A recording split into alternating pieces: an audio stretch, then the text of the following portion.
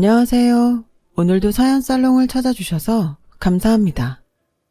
40대 미혼 여성이에요. 오래전 영화 중에 적과의 동침이란 영화가 있어요. 이상 성격인 남편의 품에서 벗어나려는 아내의 이야기를 담은 영화인데요. 8년 전쯤 저희 집에도 실제 그와 비슷한 일이 있었어요. 물론 동침까지는 아니고 한 집에서 함께 살았으니 적과의 동거 정도로 해야 맞는 표현이겠네요.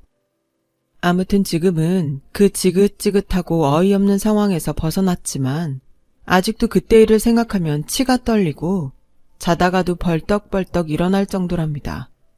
그래서 이렇게 사연을 보내게 됐어요. 저에게는 10살 어린 여동생이 있어요. 한 배에서 나고 자랐지만 여동생과 저는 닮은 구석이라곤 1도 없어요. 생김새는 물론이고 성격이며 식성, 취향도 완전히 다르거든요. 저희가 먼저 밝히지 않으면 아무도 자매라는 사실을 모를 정도로요.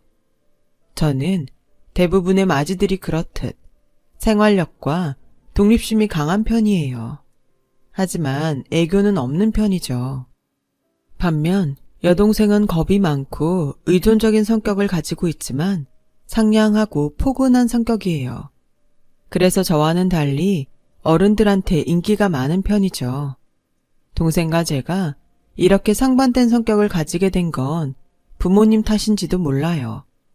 저희 부모님은 제가 중학교 3학년 때 이혼을 하셨어요. 원인은 아빠의 외도였습니다.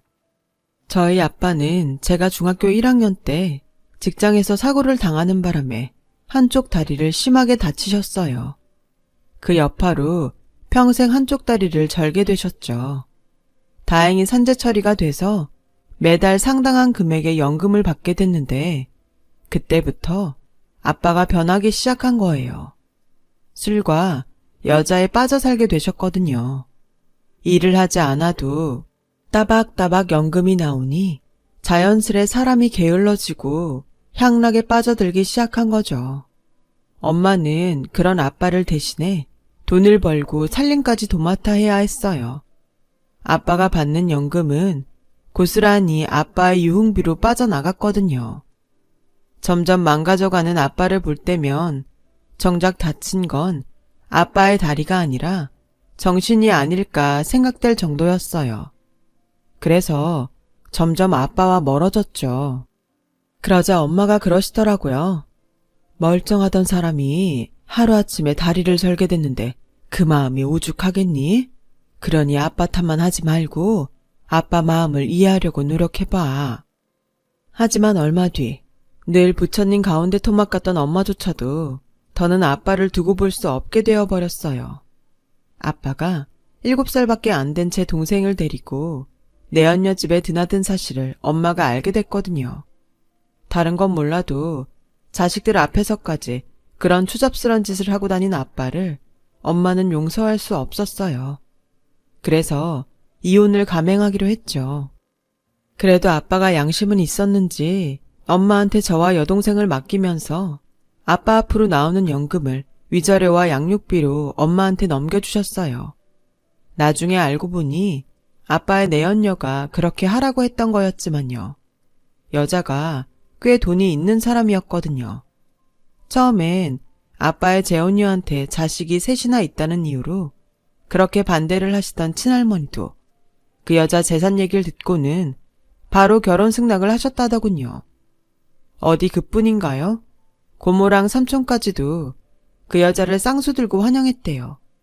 그 말을 들으니 인간이 참 간사하다는 생각이 들었어요. 십수년 가족으로 살았어도 돈 앞에선 바로 남이 될 수 있으니까요. 그동안 저런 인간들을 가족이라고 극진히 대접하고 살아온 엄마가 불쌍하기만 했어요. 그래서 결심하게 되었죠. 앞으로 엄마는 내가 지킨다고요. 그때 이후로 엄마한테 어리광을 부리는 일은 없었어요. 나마저도 엄마한테 짐이 돼서는 안 된다는 생각에 일찍이 어른이 되어버린 거죠. 게다가 10살이나 어린 여동생이 있어서 더욱 내 자신을 다잡았던 것 같아요. 반대로 여동생은 하루아침에 아빠가 사라져버린 것에 대해 상당한 충격을 받았던 것 같아요. 그래서 더 엄마나 저한테 많이 의지하곤 했어요. 문제는 성인이 되고도 이런 성향은 바뀌지 않았고 연애 패턴에도 영향을 끼치게 됐다는 거예요. 유독 나이 차이가 많이 나는 남자한테 끌렸던 여동생은 남자한테 의지하는 경향을 보였어요. 저는 그런 동생이 이해가 안 갔어요. 그래서 싸우기도 많이 싸웠죠. 모든 자매들이 그렇듯 정말 치열하게 싸우며 자랐습니다. 물론 엄마 몰래 말이죠. 그래도 중학생 때까지는 그럭저럭 말을 듣던 여동생이 고등학생이 되고부터는 지도 머리가 컸다고 반항을 하기 시작하더라고요. 학교 생활에 적응을 못했던 탓도 한몫했던 것 같네요. 늘 학교에서 겉돌기만 하던 여동생은 지보다 7살이나 많은 남자를 만나면서부터 툭하면 학교도 빠지고 성적도 떨어지기 시작했어요. 그러자 엄마는 제게 동생과 이야기를 좀 나눠보라고 하시더군요. 아무래도 엄마보다는 언니가 마음 터놓고 얘기하기 편할 테니까요. 그래서 동생을 불러 밖에서 저녁을 사주며 진로에 대한 얘기를 나눴어요. 그랬더니 대뜸 이러지 뭐예요. 언니, 나 학교 그만두면 안 돼? 언니처럼 공부를 잘하는 것도 아니고 학교에 다녀야 할 이유를 모르겠어. 그냥 알바나 하면서 돈 벌다가 오빠랑 결혼이나 할까봐. 뭐? 네 나이가 몇인데 벌써 결혼 타령이야. 그리고 너 지금 학교 그만두면 중졸이야. 고졸로 살기도 힘든 세상에 중졸학벌로 뭘 하고 살겠다는 건데? 세상이 그렇게 호락호락한 것인 줄 알아? 정신 차려 이 기집애야. 남자한테 빠져서 허우적대다간 네 인생 쪽나는 건 한순간이야. 넌 엄마한테 미안하지도 않니? 엄마가 우리를 어떻게 키우셨는데 네가 이따위 말도 안 되는 소리를 하는 거냐고. 지금 만나는 그 남자가 정말 너랑 결혼할 생각이 있을 것 같니? 혼자 힘으로 살 능력도 없는 애를 미쳤다고 그 남자가 떠안고 살겠냐고. 그러니까 남의 인생에 기대 살 생각 그만하고 네 스스로 독립할 생각해. 전공을 찌르는 제 말에 동생은 약간 충격을 받은 것 같았어요. 그래도 어쩌겠어요. 철딱선이 없는 동생이 정신을 차리려면 이 정도 충격은 받아야 한다고 생각했죠. 하지만 이런 제 마음과 달리 그날 이후 동생은 아예 저와는 대화조차 하려고 들지 않았어요. 그리고는 얼마 뒤 집을 나가버렸고 출석일수 부족으로 결국 학교에서 퇴학을 당하게 되었어요. 엄마는 이게 다 자신이 자식 교육을 잘못 시켜서 그렇게 된 거라고 자책을 하셨지만 저는 생각이 달랐어요. 한부모 밑에서 똑같이 교육받고 자랐음에도 이렇게 다른 모습으로 자란 건 분명 본인 탓이니까요. 그때부터 저와 여동생은 각을 세우고 살게 되었어요. 남보다 못한 사이처럼 냉랭한 관계로 말이죠. 집을 나갔던 동생은 1년 뒤 집으로 돌아왔어요. 사귀던 남자한테 실컷 이용만 당하다가 결국 버려진 거였죠. 제 눈에는 너무도 당연한 결과였지만 동생은 그 일로 충격을 받았는지 한동안 방구석에 처박혀 사람들도 만나지 않은 채 은둔 생활을 했어요. 그러다 동생이 다시 방에서 나온 건 엄마 때문이었어요. 엄마가 암 진단을 받으셨거든요. 게다가 이미 진행이 많이 된 상황이라 부랴부랴 입원해서 바로 항암 치료를 시작해야 했어요. 그러다 보니 엄마를 간병할 사람이 필요했던 거죠. 당시 저는 직장에 다니고 있던 터라 동생이 엄마 곁을 지키게 된 거예요. 의지할 사람이라곤 엄마뿐이었던 동생은 힘들다는 말 한마디 없이 힘든 간병 생활을 했어요. 주말엔 제가 교대를 해주긴 했지만 그래도 평일 내내 엄마 곁을 지키며 병원에서 지낸 건 동생이었죠. 지금 생각해봐도 그때 일을 생각하면 동생한테 고마운 마음뿐이에요. 저는 그렇게까지 못했을 것 같거든요. 약이 독해서 먹는 족족 토하는 엄마를 하루에도 몇 번씩 씻기고 달래며 엄마의 암투병을 함께 했으니까요. 같은 병실을 쓰는 보호자들도 모두 감탄할 정도로 동생은 엄마를 극진히 돌봤어요. 그리고 그 덕에 엄마는 차도를 보이기 시작했고 1년쯤 지나 퇴원을 할 수 있게 되었죠. 그렇다고 완치가 된 건 아니고 집에서 생활하며 항암 치료가 있을 때만 병원에 가기로 한 거였죠. 답답한 병원에만 있다가 1년 만에 집으로 돌아오니 엄마도 동생도 표정이 한껏 밝아졌어요. 동생은 의사 선생님 권유대로 엄마를 모시고 매일같이 동네를 돌며 가벼운 산책에 나섰고 암 환자에게 좋다는 음식으로 엄마의 식단을 구성했어요. 그간 병원에서 함께 지낸 시간이 길어서 그런가 엄마와 동생은 마치 한 팀처럼 움직이곤 했죠. 제가 서운함을 느낄 정도로요. 동생은 그 후로 5년이 넘게 엄마 간병을 도맡아 했고 엄마가 완치 판정을 받은 이후로는 아예 간병사 자격증을 취득해 간병인으로 취직을 하게 되었어요. 엄마가 암에 걸렸다는 얘기를 들을 때만 해도 하늘이 무너지는 것 같았는데 결과적으로는 동생의 인생에 새로운 문을 연 계기가 된 셈이었죠. 그렇게 동생은 간병인 생활을 하며 생애 처음으로 사회생활을 시작했어요. 또래 친구들은 한창 대학 생활을 하며 소개팅도 하고 MT도 다니는데 일주일 내내 병원에서 환자들과 씨름하는 동생을 보니 마음이 아프더라고요. 비록 몇 년간 사이가 벌어져 남보다 못한 사이로 지내긴 했지만 그래도 피를 나눈 형제인데 왜 안 그렇겠어요. 그래서 하루는 동생한테 그랬죠. 검정고시를 봐서 대학에 들어갈 생각 없냐고요. 사회복지학과나 관련 학과를 나오면 지금보다 편한 일을 하며 살 수 있을 거라고요. 언니가 보기엔 내가 하는 일이 하찮아 보이는 모양인데 나한테는 세상 무엇보다 중요한 일이야. 난 지금껏 남한테 의지하고 살 줄만 알았는데 병원에선 내 도움이 절실한 사람들 뿐이더라고. 내가 누구한테 도움이 될 거라고는 정말 꿈에도 몰랐는데 말이야.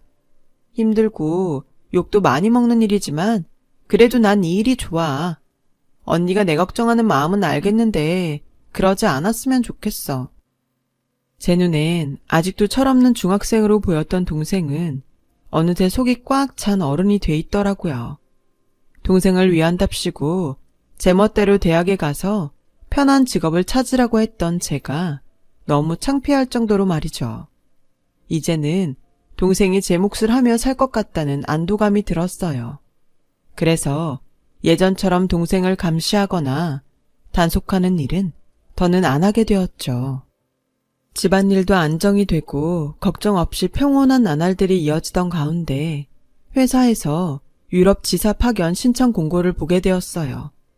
그동안 쉴 틈 없이 일에 빠져 사느라 변변한 해외여행 한번 못 해본 저로선 일하며 유럽 생활을 할 수 있는 좋은 기회를 놓치고 싶지 않았어요. 하지만 이런 생각을 하는 사람이 어디 저뿐이겠어요? 소문으로는 경쟁률이 어마어마할 거라고 하더군요. 그래서 지레 겁먹고 포기할까 했는데 일찍 결혼한 동기가 그러는 거예요. 네가 남편이 있냐 자식이 있냐? 그러니까 훌훌 떠나. 한 번뿐인 인생 너도 한 번쯤은 널 위해 살아봐야 하지 않겠니? 더없이 좋은 기회잖아. 눈 딱 감고 지원해봐. 혹시 아니? 네가 떡하니 합격할지? 동기의 응원에 난생 처음 용기를 내 파견 지원을 하게 되었고 결과는 합격이었죠. 막상 파견을 떠나게 되자 그제야 겁이 덜컥 나더라고요. 완쾌를 했다고 하지만 그래도 엄마를 동생한테 맡겨두고 나 혼자 떠나는 게 왠지 미안하고 걱정이 됐거든요. 그래서 집에다가는 말도 못하고 혼자 소가리만 하고 있었는데 동생이 제게 무슨 걱정 있냐고 묻는 거예요. 그래서 2차 저차 해서 유럽지사로 파견을 가게 됐다고 얘기를 했더니 선뜻 갔다 오라고 하지 뭐예요. 죽으러 가는 것도 아닌데 웬 걱정? 엄마가 걱정돼서 그러는 거라면 걱정 붙들어 매셔. 유능한 간병인이 한 집에 있는데 뭐가 걱정이야. 그러니까 우리 걱정하지 말고 마음 편하게 다녀와. 올 때 선물이나 두둑이 사오고 엄마한테는 내가 잘 얘기해 둘게. 늘 어린 줄만 알았던 동생이 이제는 철이 들어서 언니 생각까지 해주는 걸 보니 기분이 참 묘하더라고요. 덕분에 저는 마음 편히 해외 파견을 나갈 수 있었어요. 그렇게 1년이 지난 어느 날이었죠. 정신을 차린 줄 알았던 동생이 얼마 안 가 또 다시 저를 실망시키는 사건이 벌어지고 만 거예요. 늦은 밤 동생이 전화를 했더라고요. 뜬금없이 결혼을 한다나요? 갑자기 결혼을? 어떤 남잔데? 얘기를 들어보니 결혼 상대는 병원에서 알게 된 환자 가족으로 자기랑 20살 가까이 차이가 나는 남자였어요. 기가 차더군요. 동생은 그 남자를 통해 아빠에 대한 향수를 느낀 모양이었어요. 사랑이 아닌 기댈 대상을 찾은 거였죠. 이런 동생의 연애 성향은 인생 최악의 남자를 만나게 되는 단초가 된 거예요. 저는 해외에 나와 있던 처지라 당장 한국으로 달려가 동생을 뜯어 말릴 수도 없었죠. 할 수 있는 거라곤 매일 전화를 걸어 동생을 회유하는 것뿐이었어요. 하지만 그렇게 시간이 흐르는 사이 동생은 엄마와 제게는 비밀로 혼인신고까지 마쳤더라고요. 식도 올리지 않은 채 말이에요. 이젠 빼도 박도 못할 상황이 된 거죠. 그러던 어느 날이었어요. 하루는 엄마한테 안부 전화를 했는데 옆에서 남자 목소리가 나는 거예요. 누구냐고 물었더니 누구긴 누구니? 네 제부지. 처음엔 남자가 나이도 많고 그래서 반대를 했는데 같이 살아보니 사람이 괜찮더구나. 윤정이도 많이 아끼고 너도 없는데 나 혼자 두기 그렇다고 굳이 날 모시고 살겠다잖니. 요즘에 이런 사람이 또 어딨니? 덕분에 말년에 사위 수발받고 살고 있다.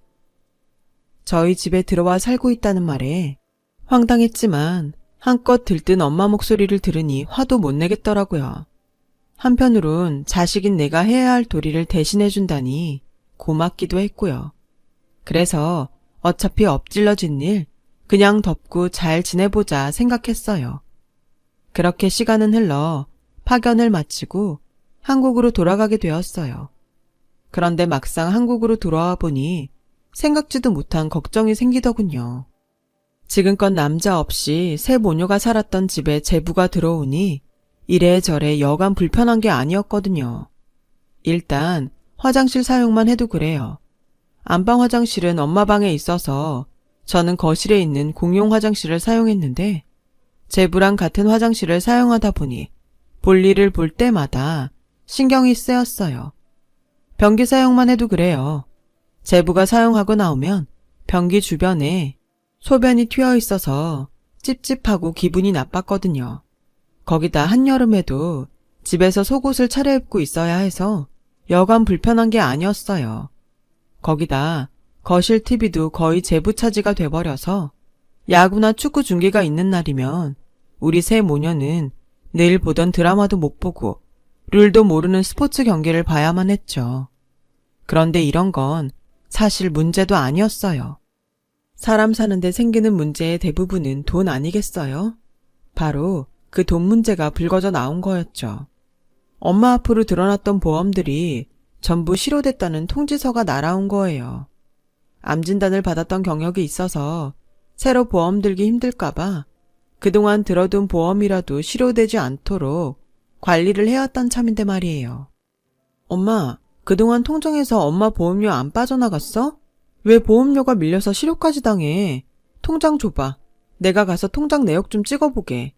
통장에 매달 300 가까이 돈이 들어오는데 보험금 20만 원 빠져나갈 돈이 없다는 게 이상하잖아. 그랬더니 엄마가 한사코 마다하시며 통장을 내놓지 않으셨어요. 그럴 사정이 있었다면서 자꾸 뭔가를 감추시는 것 같더라고요.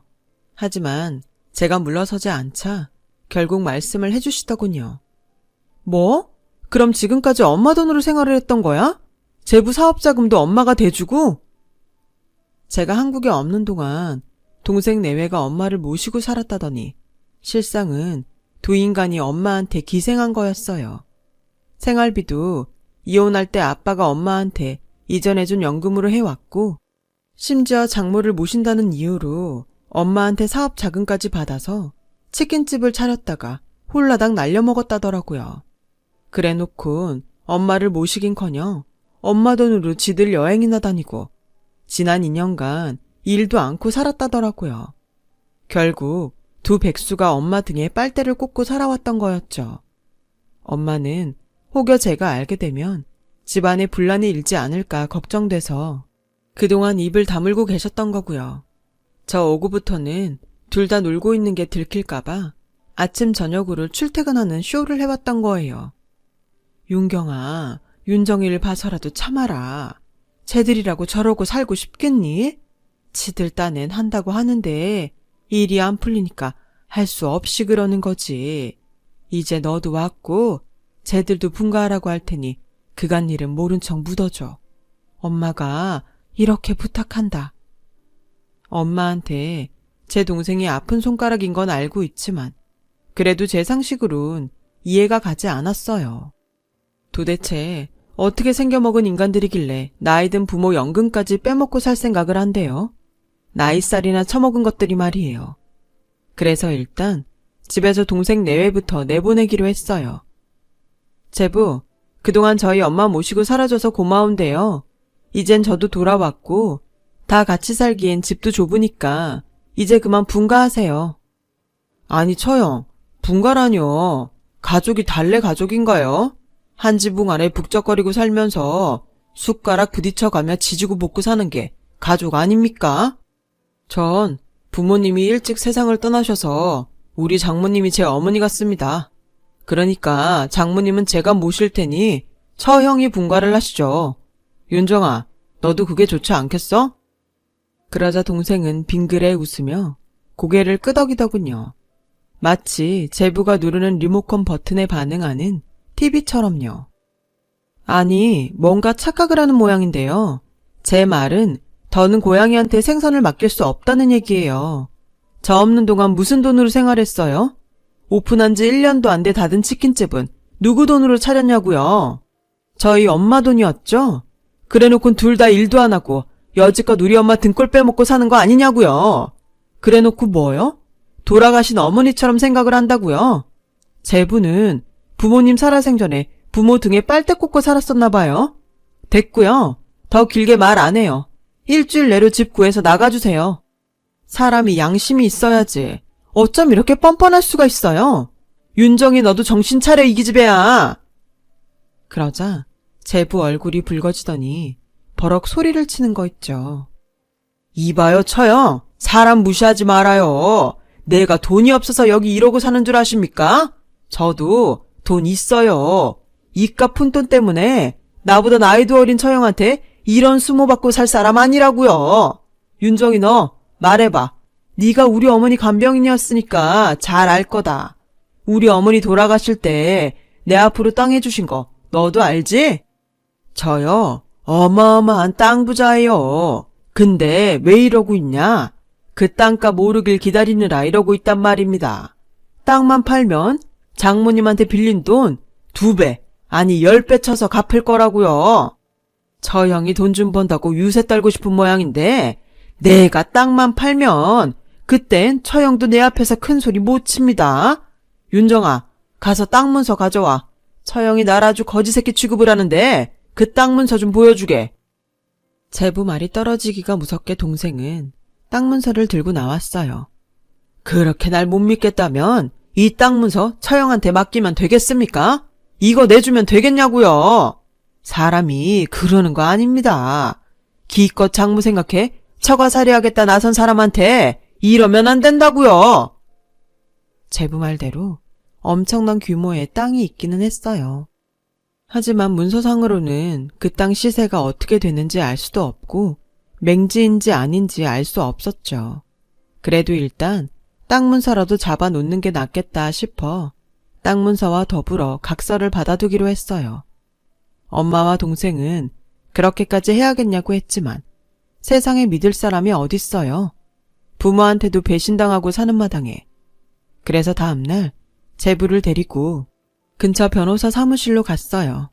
거기서 각서를 쓰고 공증까지 받았죠. 제부는 제가 이렇게까지 나올 줄은 몰랐던지 꽤나 당황하는 듯 했어요.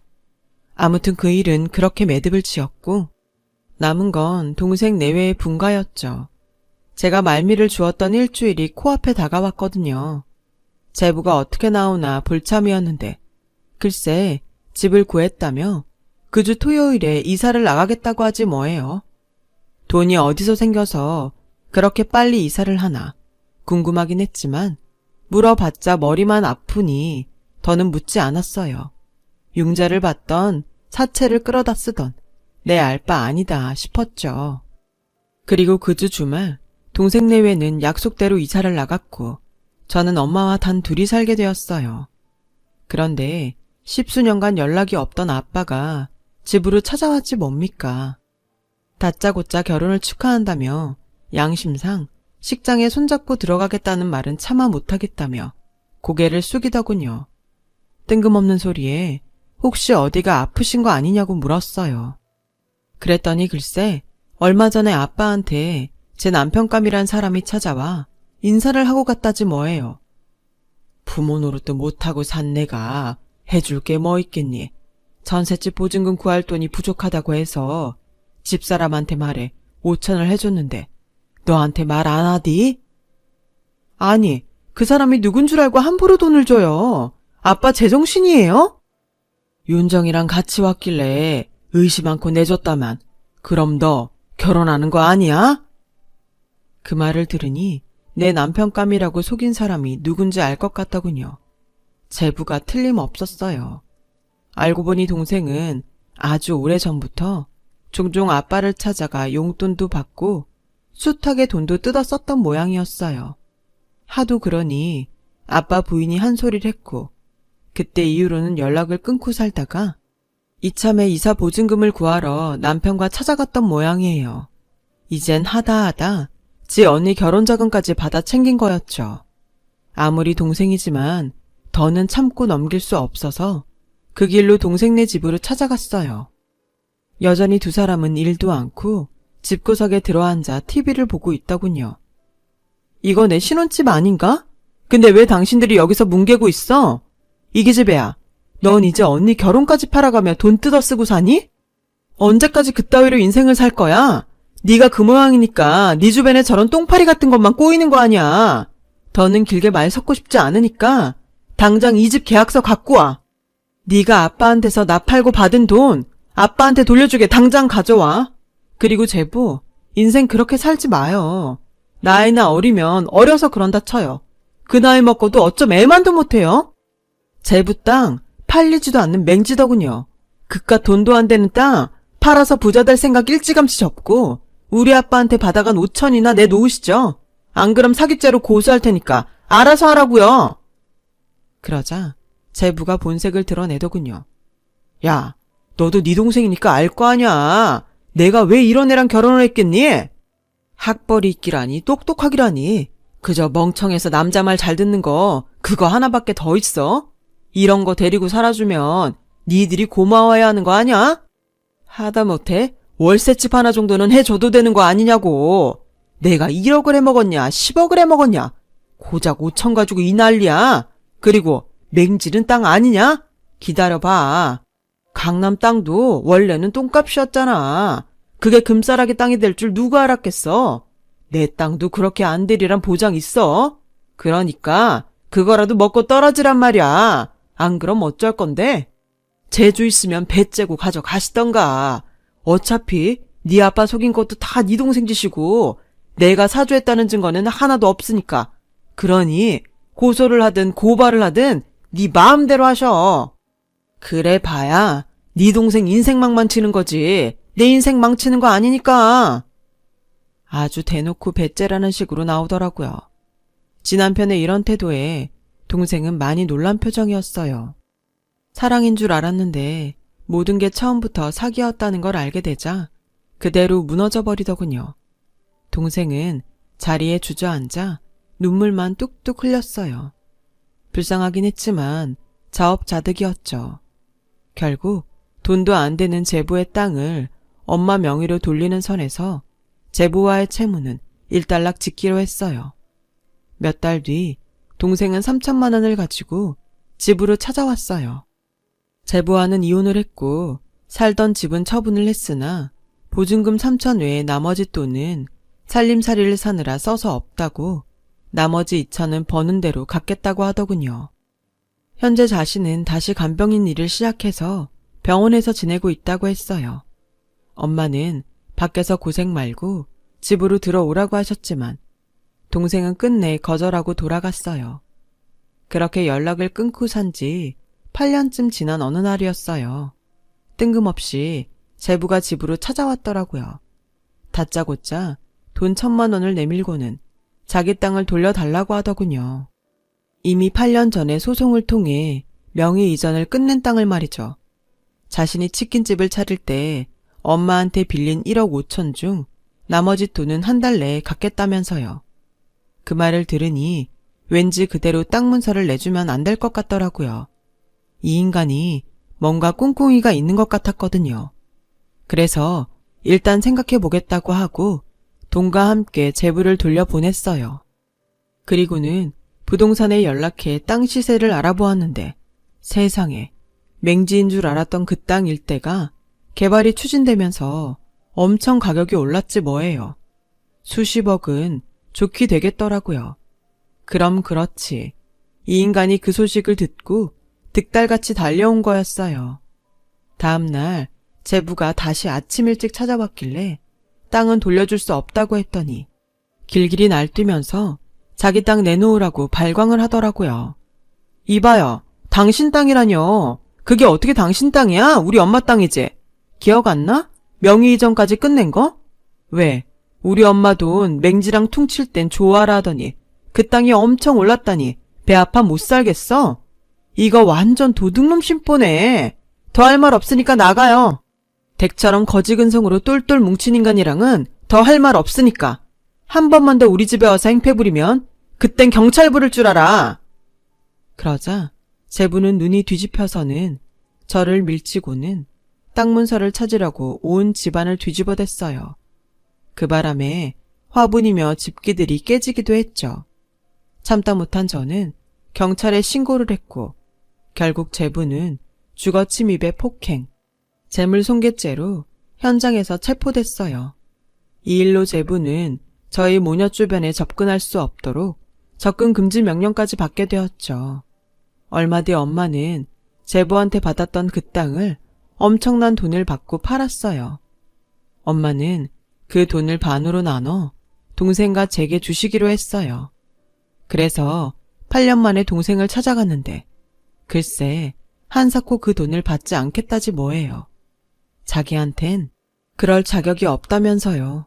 비록 몸은 힘들지만 지금처럼 환자를 돌보며 사는 게 자신은 더없이 편하고 좋다고요.